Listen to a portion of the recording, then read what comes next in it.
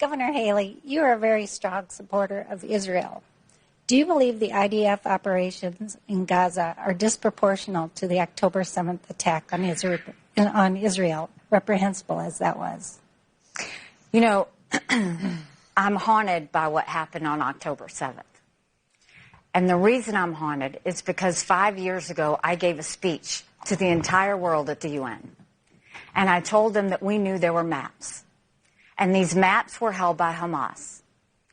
And it showed that if they could break through the barrier, it was how they were going to kill as many Jews as fast as they could.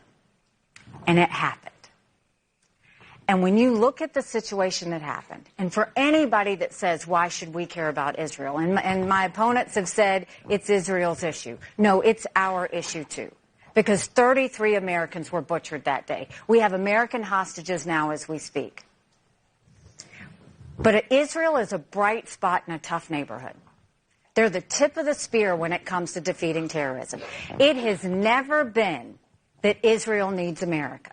It has always been that America needs Israel.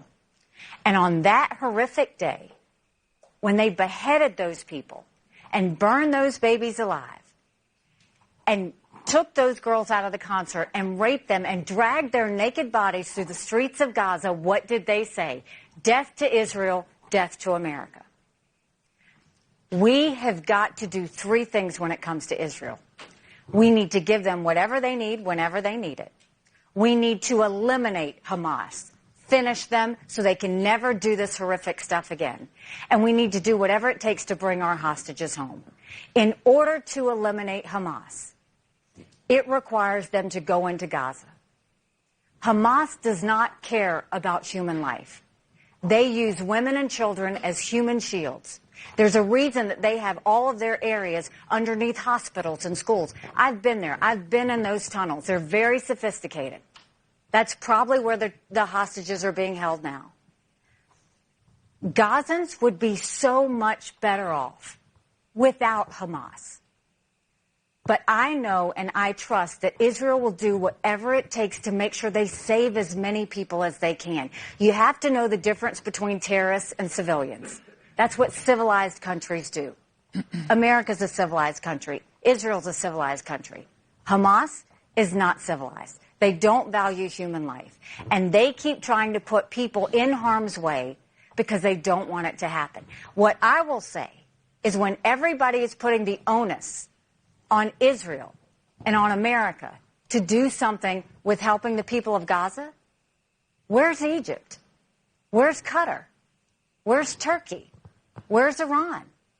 Where are all the pro-Hamas countries that say they care? Why is it on Israel? Why aren't they getting Hamas to stop?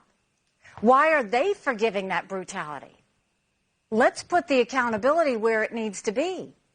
Don't put it on Israel. Israel watched their people get butchered that day. If that was us, do you think we would do a ceasefire? Do you think we would stop? We would do whatever it takes to make sure that Americans were taken care of and that we had our say. And so I will tell you, I think Israel is doing what they have to make sure it doesn't happen again, because what did Hamas say? They're going to go back and do it again. They're not finished. And Ambassador, and I know obviously you were Ambassador of the UN, and that's in the capacity you went into the tunnels. Obviously what's happening in Gaza, though, there is a horrific loss of civilian life going on as well, and a huge stratospheric loss. Two Israeli cabinet members came out this week, and they actually advocated for relocating people from Gaza out of Gaza, basically Palestinians out of Gaza, and that there are some in the Israeli government that support that. Would a President Halley support that? Would you support removing Palestinians from Gaza? I don't think you have to remove Palestinians from Gaza. I think you have to remove Hamas from Gaza. But I think you also need to make sure that Israelis can feel safe again. Mm-hmm. And the way Israelis will feel safe, they're not opposed to Palestinians being in Gaza. They're opposed to terrorists being in Gaza. They're opposed to terrorists being at their doorstep. And so Israel doesn't want Gaza. I mean, if you look at what Hamas has done to Gaza, Israel doesn't want Gaza. But the Palestinian Authority has proven they have an inability to lead.